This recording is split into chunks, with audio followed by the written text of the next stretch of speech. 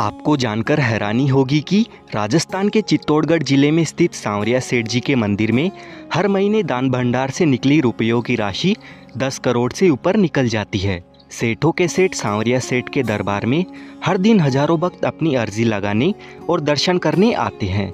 व्यापार जगत में सांवरिया सेठ जी को लोग अपना बिजनेस पार्टनर बनाते हैं और वे जो भी कमाते हैं उसका कुछ हिस्सा सेठ जी को देकर जाते हैं। और जो खाली हाथ यहाँ सांवरिया सेठ जी के पास आता है उसे सेठ जी खाली हाथ नहीं जाने देते हैं, उसकी झोली भर देते हैं। तो दोस्तों, अगर आप भी यहाँ पर आना चाहते हैं तो मैं आपको इस वीडियो में बताऊंगा कि आप भी सांवरिया सेठ जी के दर्शन करने कैसे आ सकते हैं, सिर्फ एक दिन में आप कैसे घूम सकते हैं, आपका टोटल कितना खर्चा होगा और खाने पीने से लेकर रहने तक की कंप्लीट इन्फॉर्मेशन आपको इस वीडियो में मिलेगी। साथ ही मैं आपको एक ऐसे ऐप के बारे में बताने जा रहा हूँ जो पवित्र मंदिरों की जानकारी देने के साथ साथ घर बैठे आपके नाम और गोत्र के साथ पूजा करवाने में मदद करता है और उसके बाद आप प्रसाद भी अपने घर पर प्राप्त कर सकते हैं। यह है उत्सव ऐप जो 100% ट्रस्टेड है और आज आपके पास में एक विशेष अवसर भी है। आप मेरे डिस्क्रिप्शन में दिए गए लिंक के माध्यम से अभी शनि शिंगणापुर मंदिर में तिल तेल अभिषेक बुक कर सकते हैं। उत्सव ऐप के द्वारा 2 लाख से अधिक भक्तों ने पूजा बुक की है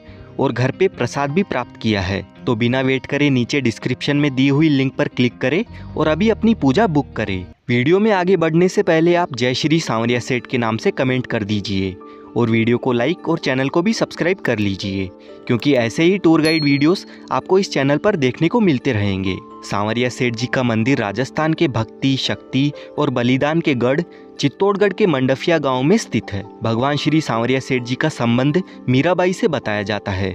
कहानियों के अनुसार सांवरिया सेठ मीराबाई के वही गिरधर गोपाल है जिनकी वह पूजा किया करती थी। मीराबाई संत महात्माओं की जमात में मूर्तियों के साथ घूमती फिरती रहती थी। ऐसी ही एक दयाराम नामक संत की जमात थी जिनके पास मूर्तियां थी। एक बार जब औरंगजेब की मुगल सेना मंदिरों को तोड़ रही थी और मेवाड़ राज्य में पहुंचने पर मुगल सैनिकों को मूर्तियों के बारे में पता चला, तब संत दयाराम जी ने मूर्तियों को खुले मैदान में एक वट वृक्ष के नीचे गड्ढा खोदकर पधरा दिया और फिर समय बीतने के साथ ही संत दयाराम जी का स्वर्गवास हो गया। और कई सालों बाद सन 1840 में मंडफिया गांव के निवासी भोलाराम गुज्जर नाम के ग्वाले को सपना आया कि बादसोड़ा बांगुड़ के मैदान में 4 मूर्तियां जमीन में दबी हुई है। जब उस जगह पर खुदाई की गई तो भोलाराम का सपना सही साबित हुआ और वहां से एक जैसी 4 मूर्तियां प्रकट हुई। सभी मूर्तियां बहुत ही मनोहारी थी।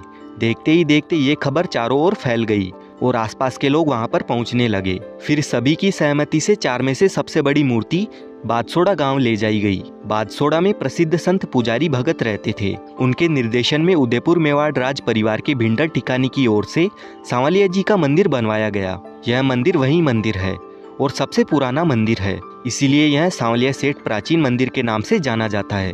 दूसरे नंबर की मूर्ति को वहीं खुदाई की जगह स्थापित किया गया और इसे प्रकट स्थल मंदिर भी कहा जाता है। सबसे छोटी मूर्ति भोलाराम गुज्जर द्वारा मंडफिया गांव ले जाई गई, जिसे उन्होंने अपने घर के परिंडे में स्थापित करके पूजा आरंभ कर दी। चौथी मूर्ति निकालते समय खंडित हो गई, जिसे वापस उसी स्थान पर पधरा दिया गया और समय के साथ इन जगहों पर भव्य मंदिर बनते गए। उन्हीं में से ये सांवरिया सेठ का मुख्य मंदिर माना जाता है। सांवरिया सेठ के बारे में यह भी मान्यता है कि नानी बाई का मायरा भरने के लिए खुद श्री कृष्ण जी ने सांवरिया सेठ का रूप धारण किया था। इसीलिए व्यापार जगत में उनकी लोकप्रियता इतनी है कि लोग अपने व्यापार को बढ़ाने के लिए उन्हें अपना बिजनेस पार्टनर बनाते हैं। सांवरिया सेठ जी के दर्शन करने आने के लिए आपको सबसे पहले आ जाना है चित्तौड़गढ़। यहाँ पर आप बस या ट्रेन के माध्यम से बड़ी आसानी से आ सकते हैं और मंदिर का सबसे नजदीकी रेलवे स्टेशन भी चित्तौड़गढ़ जंक्शन ही है। चित्तौड़गढ़ रेलवे स्टेशन मुख्य स्टेशन है, तो आपके शहर से आपको यहाँ तक डायरेक्ट ट्रेन मिल जाएगी। दिल्ली, इंदौर, भोपाल, जयपुर, अहमदाबाद, मुंबई जैसे शहरों से ट्रेन यहाँ पर रेगुलर आती जाती रहती है। चित्तौड़गढ़ आने के लिए हमने जयपुर जंक्शन से ट्रेन का सहारा लिया था। चित्तौड़गढ़ जंक्शन पहुँचने के बाद रेलवे स्टेशन के ठीक सामने मंडफिया जाने के लिए टेम्पू और बसें लगी हुई रहती है। इन्हीं में हमें मंदिर तक जाना होता है। चित्तौड़गढ़ से सांवरिया जी का मंदिर 40 किलोमीटर की दूरी पर है और 60 रुपए पर पर्सन के अकॉर्डिंग बस का किराया रहता है। चित्तौड़गढ़ से चलने के बाद करीब 50 मिनट बाद हम पहुंच जाते हैं मंडफिया गांव में। अगर आप अपने पर्सनल व्हीकल से यहां पर आते हैं तो आपको यहां पर फ्री में 4 व्हीलर और 2 व्हीलर के लिए पार्किंग की सुविधा मिल जाती है। अब हम जाएंगे मंदिर के अंदर।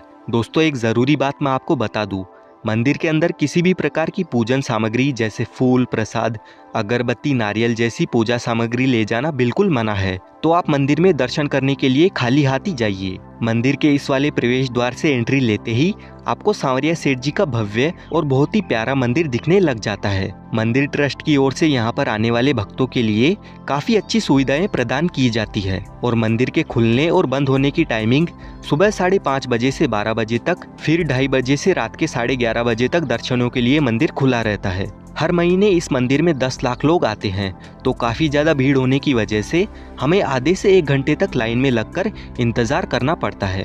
इसी बीच सांवरिया सेठ जी और खाटू श्याम जी के जयकारों के साथ समय का तो ख्याल ही नहीं रहता है और हम धीरे धीरे करते हुए पूरे भक्ति भाव में लीन मंदिर के अंदर प्रवेश कर लेते हैं। जैसे ही आपकी नज़रें सांवरिया सेठ जी से मिलती है, आपके सारे दुख दर्द चुटकियों में गायब हो जाते हैं। अगर आप सच्चे दिल से मंदिर में आते हैं तो मानो आप कुछ देर के लिए अलग ही दुनिया में पहुंच जाते हैं और हमारे दर्शन बहुत ही सुंदर तरीके से हो जाते हैं। मंदिर से बाहर आते ही लेफ्ट साइड में आपको आ जाना है। यहाँ पर 2 मंदिर बने हुए हैं। पहला शिव जी का मंदिर है जो कि सेठ जी के मंदिर के तलघर में स्थित है।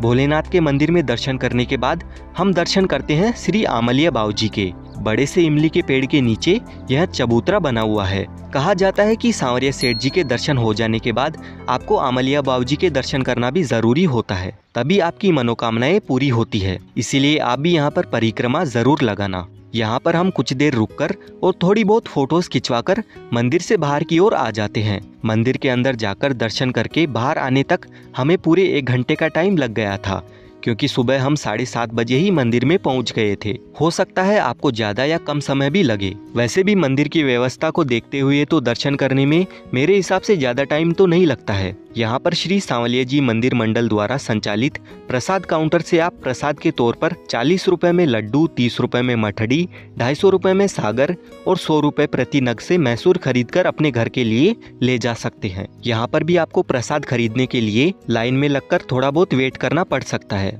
और यहाँ पर लाइन वाइज आपको बहुत सारी शॉपिंग की दुकानें दिखेगी। यहाँ से आप सांवरिया सेठ जी की मूर्ति या फोटो खरीद कर ले जा सकते हैं। खाने पीने की बात करें तो यहाँ पर आपको फैमिली रेस्टोरेंट्स मिल जाएंगे, जिन पर थाली ऑप्शन देखने को मिल जाएंगे और काफ़ी बढ़िया खाना आपको यहाँ पर मिल जाता है। वैसे तो दोस्तों आप एक ही दिन में बहुत ही अच्छे तरीके से सांवरिया जी के मंदिर में दर्शन करके उसी दिन अपने घर के लिए रवाना हो सकते हैं, लेकिन फिर भी अगर आपको यहाँ पर रहने की व्यवस्था चाहिए तो श्री सांवलिया जी मंदिर मंडल की ओर से बादसोड़ा चौराहे पर सांवलिया धाम फैमिली रूम और हॉल डॉर्मेट्री धर्मशाला स्थित है। यहाँ पर आप ठहर सकते हैं। और अगर आप मंडफिया में रुकना चाहते हैं तो यहाँ पर सांवलिया जी मंदिर मंडल की ओर से रुकने के लिए कई भक्त निवास बने हुए हैं। इनकी जानकारी आपको नीचे डिस्क्रिप्शन में भी मिल जाएगी। और अगर आप चित्तौड़गढ़ में रुकना चाहते हैं तो मंदिर ट्रस्ट की ओर से चित्तौड़गढ़ में श्री सांवलिया जी विश्रांति गृह बना हुआ है। यहाँ पर आपको बहुत ही सस्ते में फैमिली के लिए रूम और सिंगल पर्सन के लिए डॉर्मेट्री सुविधा मिल जाती है। श्री सांवरिया जी मंदिर में आकर